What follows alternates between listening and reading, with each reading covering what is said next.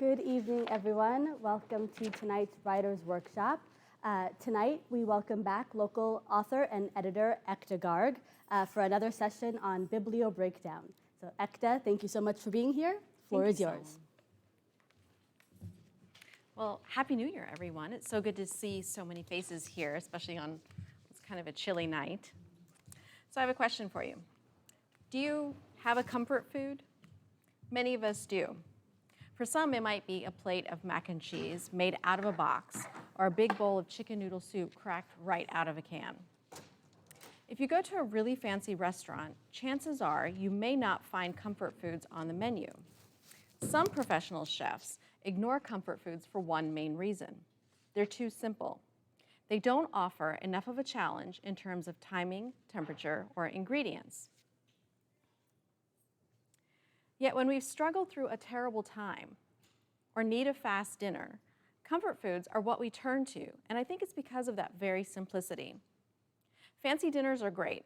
It's always impressive to see how creative chefs can get with food. But simplicity is what draws us back time and time again to those meals that we love. And good books and stories are exactly the same way. We're mesmerized by the way some authors make language twist and turn in unbelievable ways. But there's definitely something to be said about how compelling a simple story with simple prose can be. And contrary to what some people might tell you, writing in simple, straightforward ways can be just as hard as writing with complexity. Hi there. I'm Ekta Garg, a reviewer, editor, author, and dreamer of stories and books, and I'm excited tonight to present to you Biblio Breakdown. This talk is based on my writing podcast that airs on my author website. Tonight we're going to talk about simplicity in our writing within the context of Other Birds by Sarah Addison Allen. I'll offer analysis and writing exercises along the way so you can see what this book has done well and put it to practice in your own writing. So let's get started. In Other Birds, Sarah Addison Allen gives us an entire cast of characters to follow and love. We start the book at the beginning of the summer with Zoe Hennessy, a teen who is college-bound and on her way to Mallow Island, South Carolina. For Zoe, coming to Mallow Island is like coming home. Her mother, Paloma, emigrated from Cuba years earlier and found herself on Mallow Island, where she had a whirlwind romance with Zoe's father. When Paloma and Zoe's father got divorced, Zoe thought it was the worst thing that could ever happen, until her mother died. Now, Zoe is returning to Mallow Island, the place that truly made Paloma happy. It was on Mallow Island that Paloma had her own home at the Della Wisp condos, a tiny little complex with a handful of residents. Zoe had no idea, but Paloma left her the condo in her will.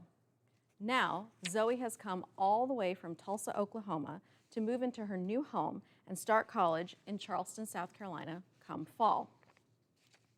In the meantime, Zoe is hoping the condo will give her some clues into her mother's life. She was only 7 when Paloma died, and Paloma never fit in with her husband's family. When Zoe's dad remarried, everyone sighed with relief, except for Zoe. She doesn't feel like she ever fit in either. The fact that she's now back in South Carolina and closer to her mother's home makes her happy and excited. Surely, Zoe thinks, her mother must have left her a letter or a journal, something to tell her more about herself and her life in Cuba. Paloma left Zoe with a lovely little home and enough furniture to get started, but nothing else. No letter, no journal, no indication of what Paloma's life might have been like before Zoe was born. Zoe's life is stripped back almost to its most basic parts. Just her, a desire for a fresh start, and a home that's paid for. She also has a group of interesting neighbors. There's Charlotte, the artist. For the last 2 years, Charlotte has supported herself by putting henna on visitors to the sugar warehouse. It used to be a warehouse for sugar, literally, when Mallow Island was a major candy exporter. Now, it's a cool space where tourists and visitors can check out local artists and small businesses. Next is Mac. He's head chef at Popcorn, the restaurant inside the Mallow Island Resort Hotel, which means he spends days prepping for late nights creating amazing meals. He keeps to himself, but always has a kind word to share if someone stops him. Then come the Lime sisters, Lisbeth and Lucy. The sisters have lived at the Delowisp for so long, no one remembers what it was like without them. No one, except for the manager, Frasier. When Zoe first arrives and Frasier is showing her around, Lisbeth gives Zoe an earful about not making too much noise. Lucy doesn't step outside at all. The sisters live in separate condos and haven't spoken to each other for as long as anyone knows. And those are the residents of the Delowisp. In the early pages of the book, we get only the main essentials about each one. There is another resident of the Delowisp, one that has arrived with Zoe, in fact, although this resident is really not in a mood to share Zoe with anyone. Her pet bird, Pigeon, likes to create all sorts of fuss around her human friend. Although Zoe tries to reason with the bird, it's kind of hard to do so when Pigeon really has a big personality all on her own. It's also hard because Pigeon is invisible. Zoe accepts this, by the way. She knows other people can't see Pigeon.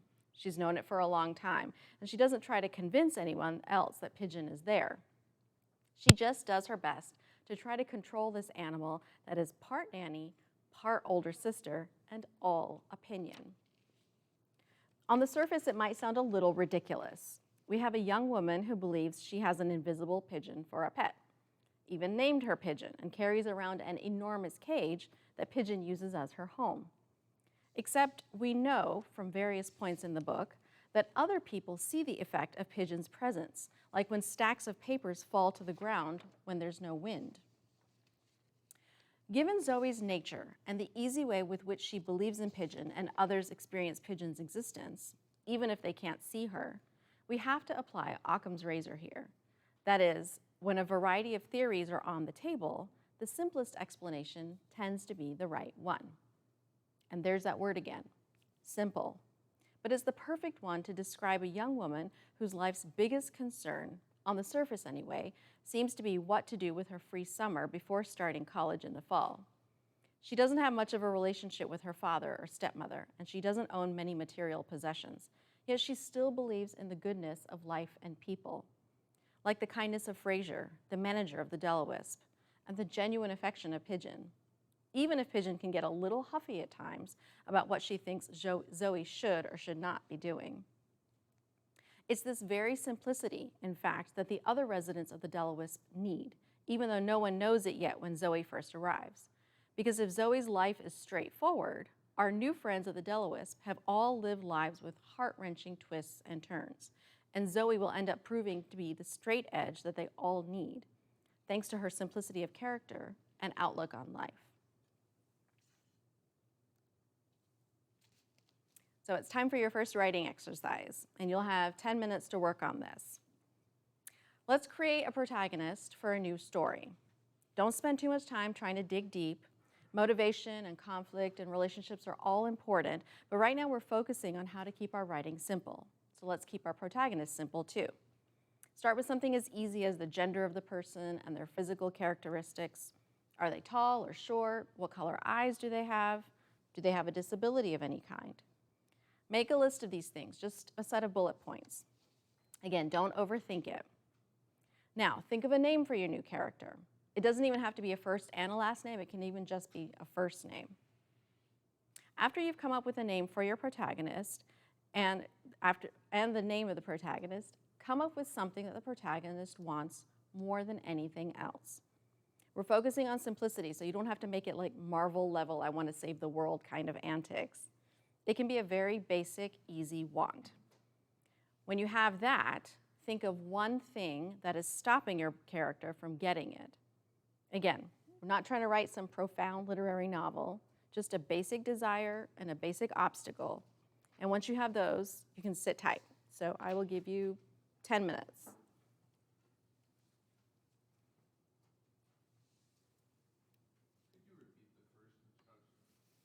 Come up with a new character for a new story. Yeah.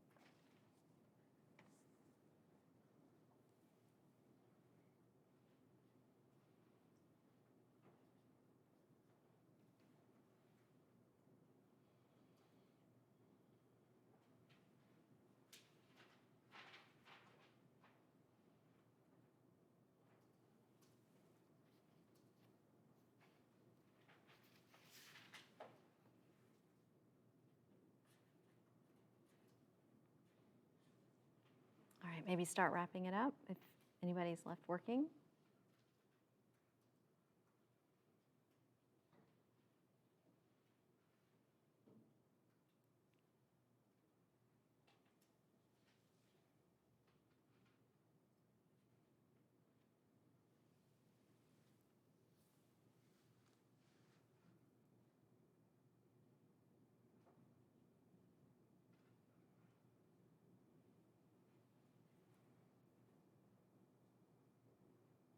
All right, why don't we call time there?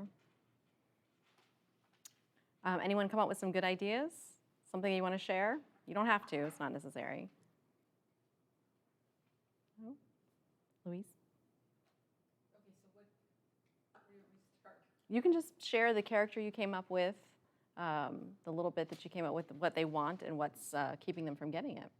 Okay, so my character is 38 years old, a man, medium to tall, thin frame, black hair, sharp blue eyes. He likes to wear custom tailored suits, Mm. and he's dead. What he wants more than anything is to know who killed him and why. Mm. The one thing that's standing in his way is the fact that he's dead. Mm-hmm. How can he investigate his own murder if he can't even interact with people? Ask questions, talk to witnesses, suspects, until he meets Renee. Renee is a deputy detective with the NYPD assigned to David's case. And somehow, she can see and hear David. They make a connection and together set out to solve his murder. I like that. I love the detail of the sharp suits, because that really says something about who he is as a person and where his mind goes, and how the way he looks is just as important as anything else to him. So I like that. And you've actually started a little bit ahead on a future assignment a little bit later, so kudos. Anybody else? Yes. His name's Charlie, 10 years old, boy, light brown eyes that are very bright and sharp, curly dark hair, limps badly due to an outturned left foot, wants to draw and write comic books. Father's a professor of physics and is decidedly anti-fantastic, very grounded in reality, doesn't see the point of stupid kids stuff. Yeah, yeah. Maternal grandfather is a musician and comes to live with the family after his daughter, Charlie's mom, passed earlier that year. I didn't write it down, but I figured there would be a dynamic there Yeah. between the three. Absolutely, especially because the grandfather is an artist, a musical artist, and Charlie's an artist. And it's interesting that his father is so grounded in the real world, and Charlie could be using his comics as an escape from clearly what, his ailment. And maybe sort of in a, if he's 10, he's just starting to be a little bit rebellious, right, against what the family thinks and wants. And maybe even at a deeper level, if he's lost his mom recently, comic books are a way that we can kind of sort of relive things that were important to us and good for us that we can't have in the real world again. So I like that. Comics is it's very black and white. Yeah, yeah, Good guy always wins. Yeah. Bad guy always ends up in jail. yeah, yeah, And it's very appealing, especially after losing or major change. yeah, yeah. The world makes more sense when things are black and white because it's easy to put things in different boxes. I like that. Anybody else? Okay. In Other Birds, Zoe has the simple desire of wanting to get to know her mother better. The basic obstacle to that is that her mother is dead. This isn't news to Zoe, by the way. When the book starts, Paloma has been gone for more than a decade. But that desire in Zoe is deep, as the most important ones usually are. It's a part of her day and her life. Zoe's desire to get to know her mother better is actually for a family that loves her unconditionally, just as her mother did. When she comes to the Delawisp, Zoe carries that want for love with her. She doesn't have a relationship with her father, remember? It's interesting then that author Sarah Addison Allen doesn't let Zoe get too jaded or cynical.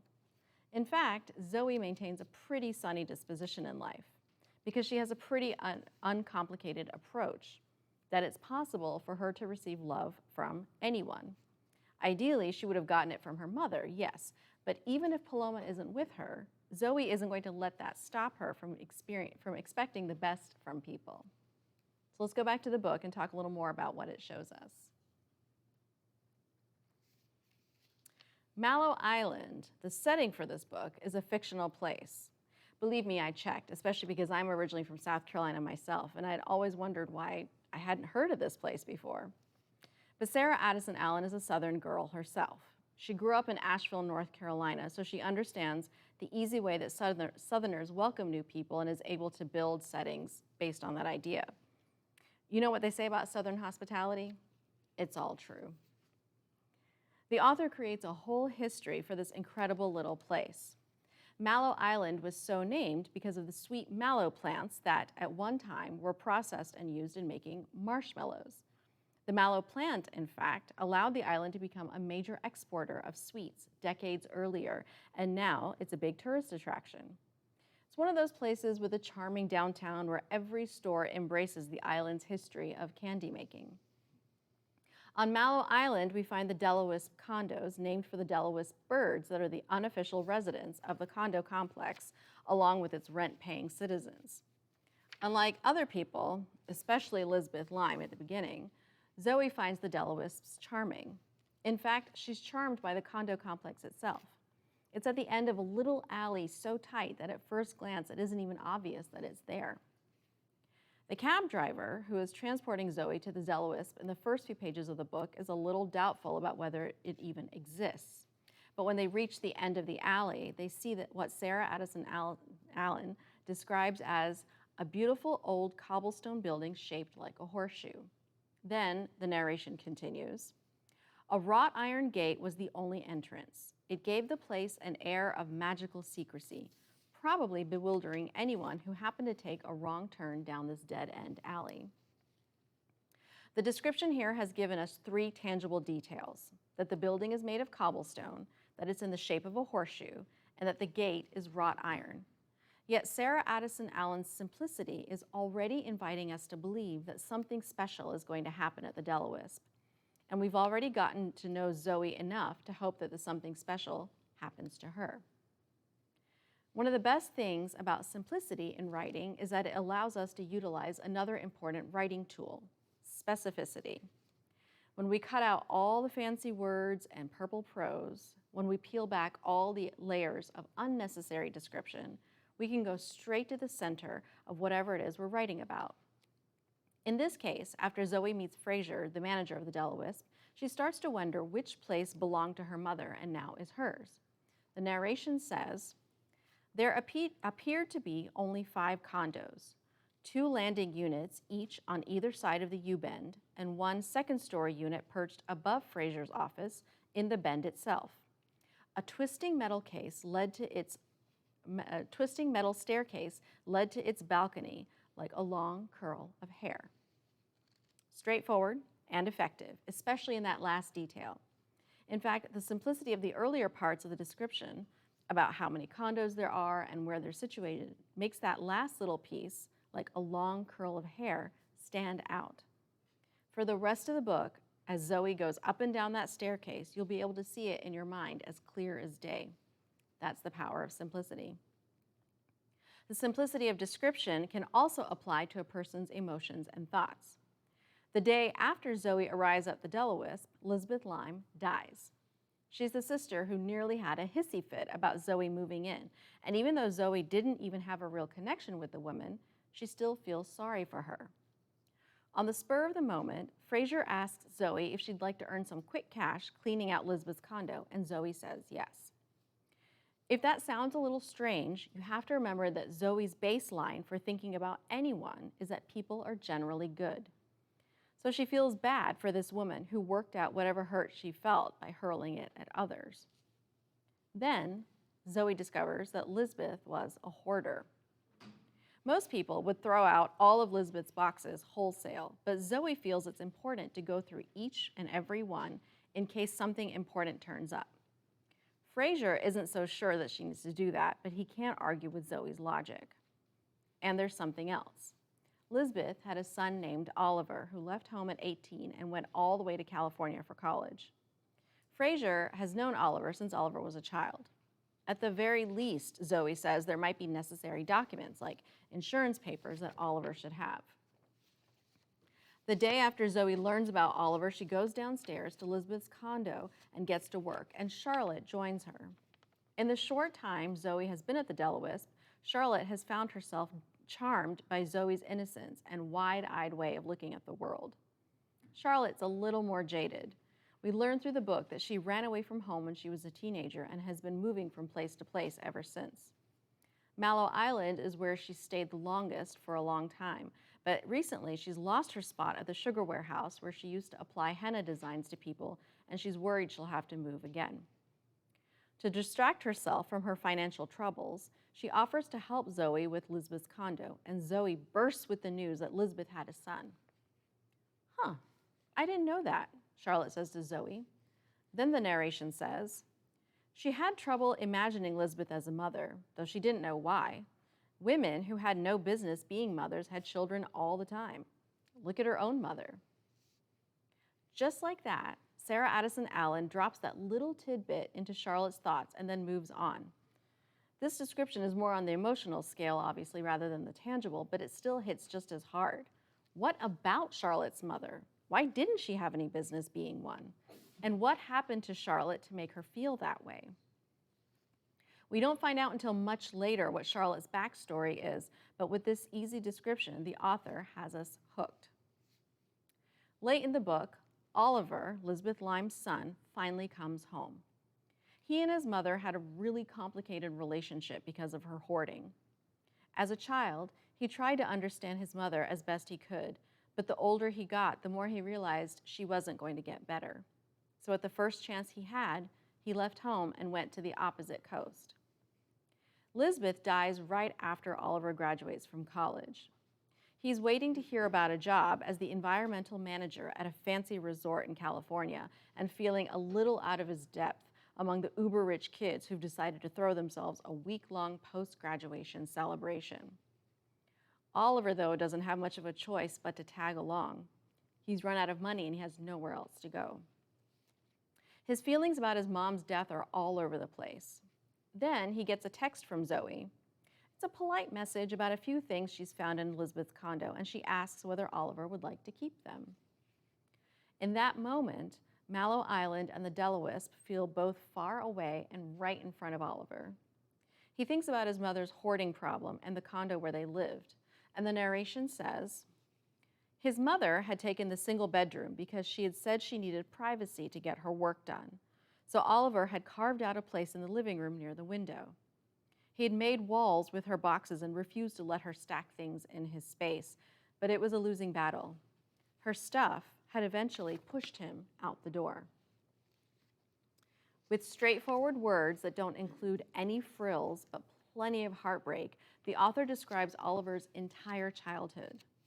We don't need chapters about what it must have been like to live with a hoarder. We don't need paragraphs and paragraphs about how Oliver must have felt when his mother, due to her mental illness, kept choosing her boxes over him. In 3 sentences, Sarah Addison Allen gives us everything we need to know about what life was like for Oliver growing up. All right, time for writing exercise number 2. And again, you'll have 10 minutes. So in the first one, you created a character, a want, and an obstacle. Now, let's learn a little bit more about where your character either lives or works. So pick a location and think of 5 concrete details about that location.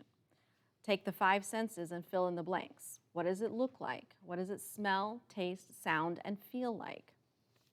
Your character's location, which is what we usually call the setting of the story, might be determined by the first few things you decided about your protagonist. If, for example, your character lives in the Midwest, but really wants to work as a deep sea diver, one of the most obvious obstacles to that want is the character's location. But where the character lives is just as important as where they want to go. So don't restrict yourself. One of the best things about brainstorming is that there are no wrong answers. So just let yourself go in terms of your ideas. Once you have your 5 descriptors, pick one and use a metaphor to describe it, just like Sarah Addison Allen did with a long curl of hair to describe the staircase. Find a metaphor that goes right to the center of one of those physical features you described. So take about 10 minutes and work on that setting.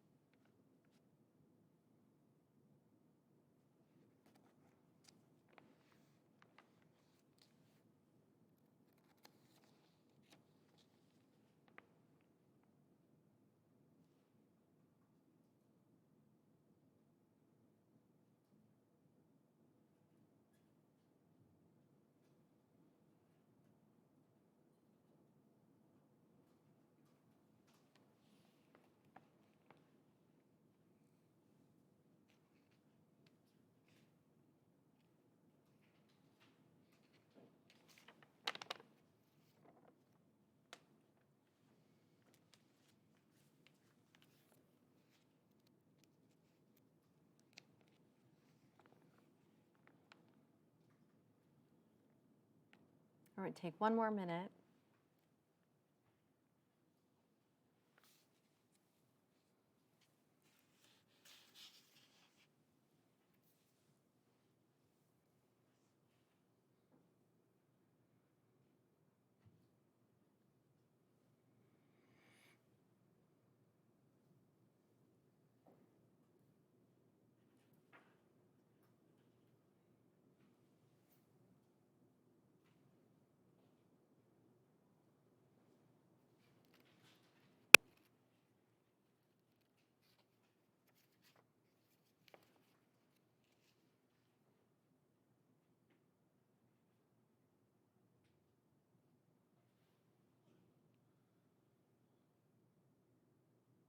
And time.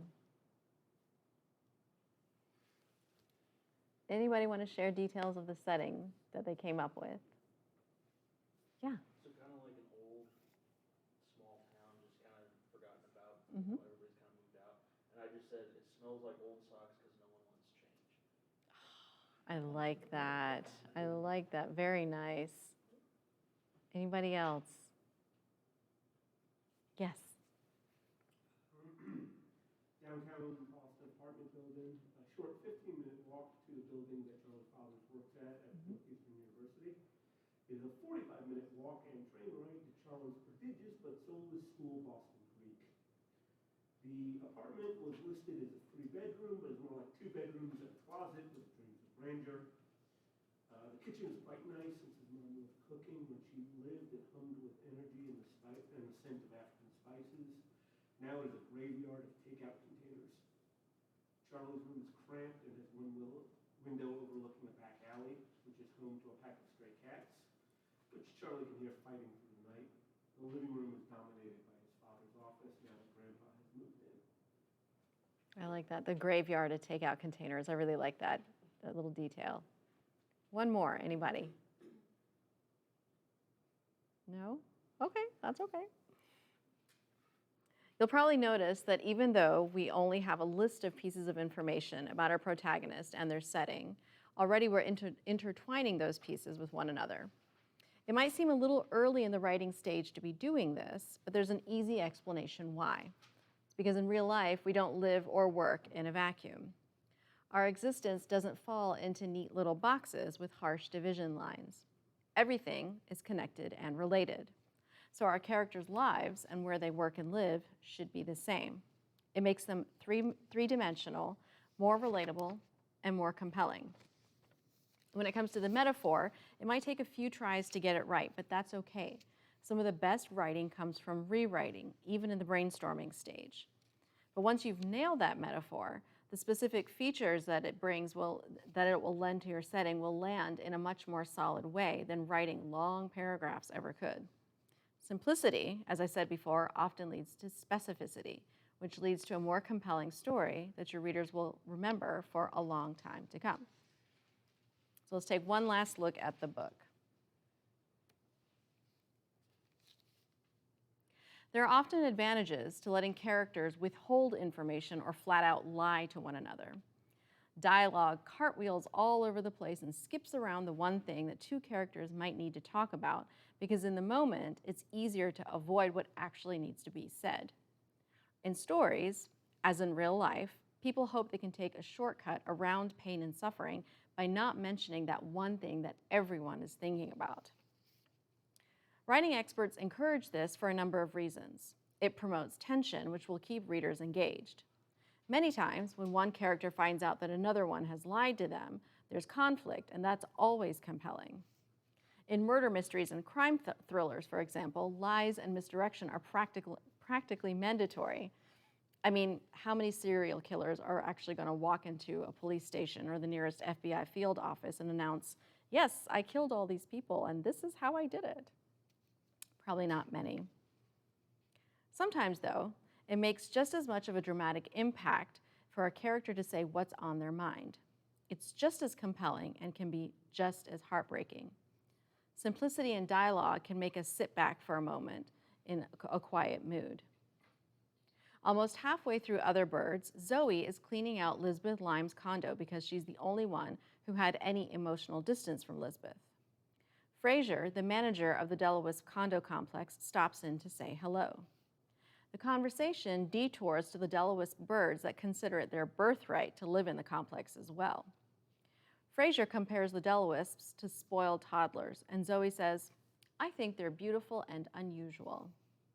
"Me too," Fraser says and smiles. Then he says, "There are birds and then there are other birds. Maybe they don't sing, maybe they don't fly, maybe they don't fit in. I don't know about you, but I'd much rather be an other bird than just the same old thing." Fraser's words encapsulate the entire novel. All of the people associated with the Delawisp, Charlotte, the henna artist, Mac, the chef, Lisbeth Lyme when she was alive, and her sister Lucy, even Fraser himself, all of them are other birds. Incidentally, so is Zoe.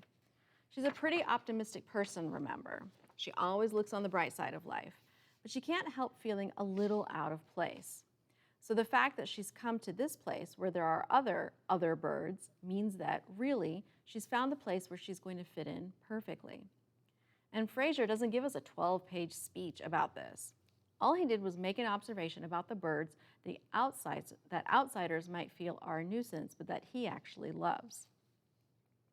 Speaking of love, ever since Charlotte moved into the Delawisp 2 years ago, Mac has noticed her. He's been too shy to say anything, and to him it's always seemed like Charlotte's not interested in pursuing a friendship. Charlotte, though, has noticed Mac too. Early on, Zoe turns to Charlotte and asks, "Do you know him?" "That's Mac. I think he works at a restaurant," Charlotte says. Now, if the author wanted, she could have just left it at that. But even in the short time that Zoe has been at the Delawisp, she's inspired Charlotte and Fraser to reveal themselves to her in little ways. Her simplicity and open heart make them feel brave enough to share their private thoughts.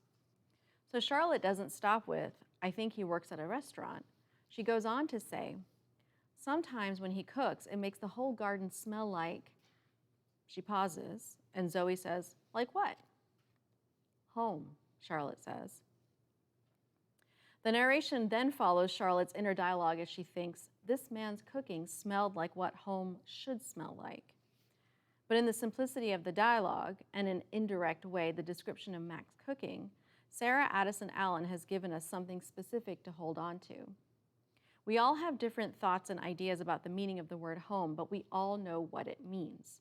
And Sarah Addison Allen has given it and the heart of who Mac is in this very simple conversation.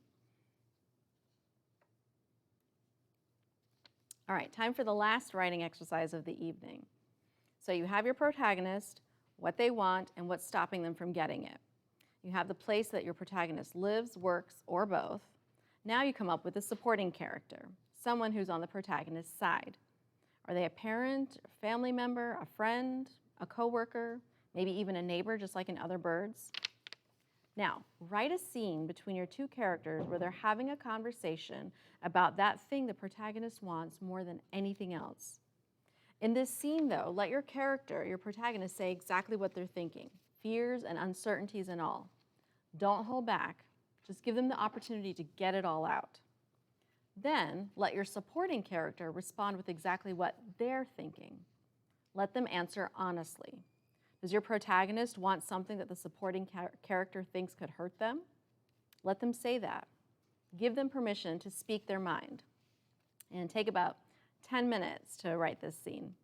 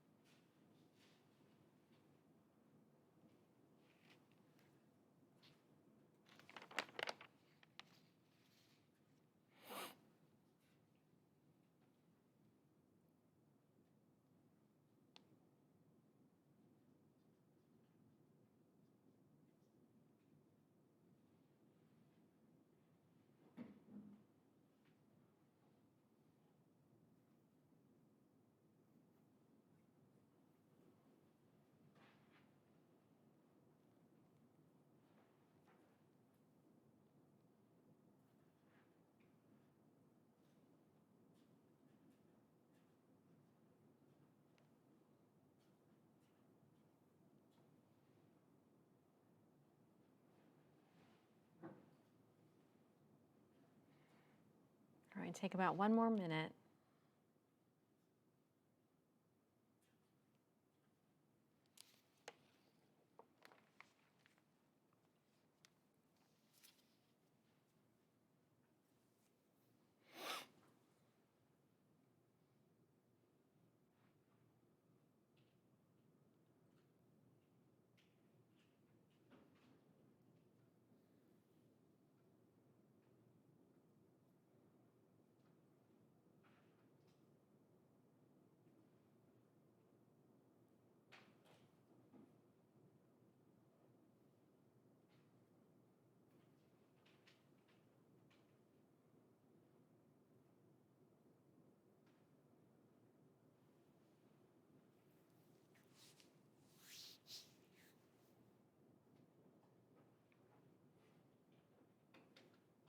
And time.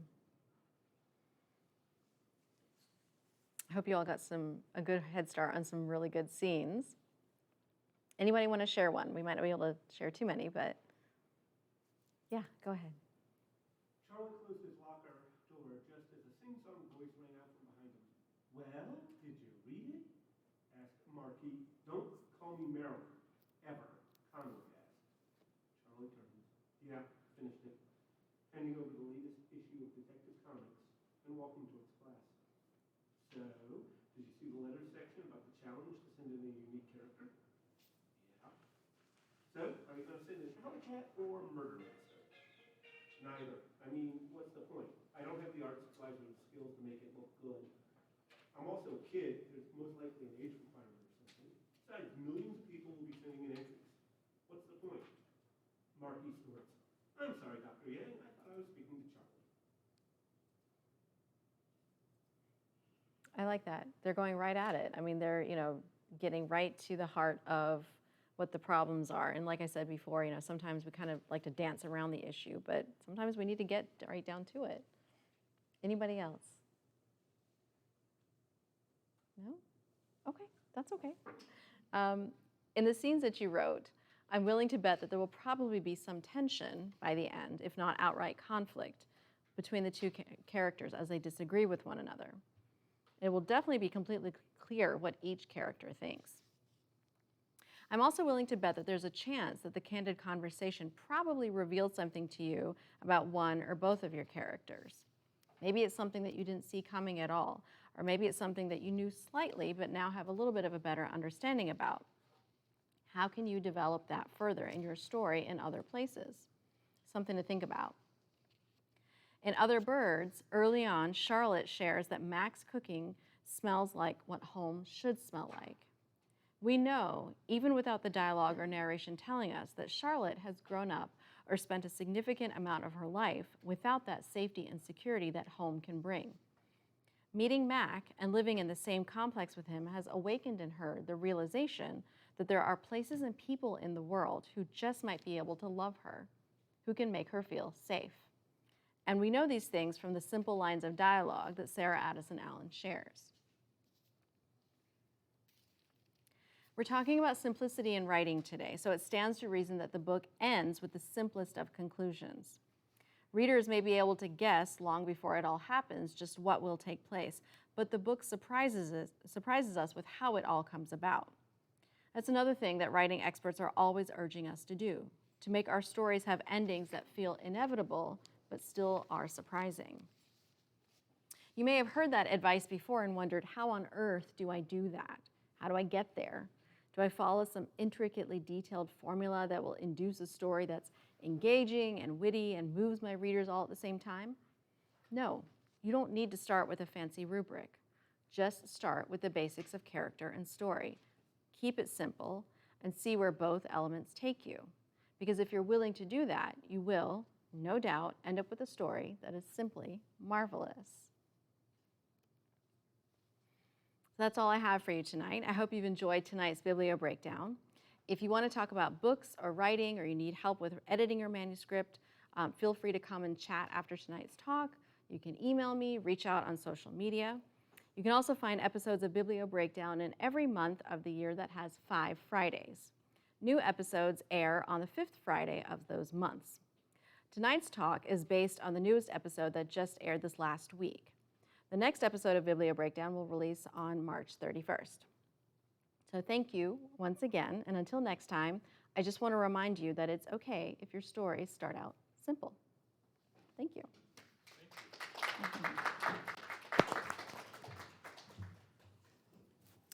Thank you, everyone, for coming. A big thank you to Ekta for tonight's session.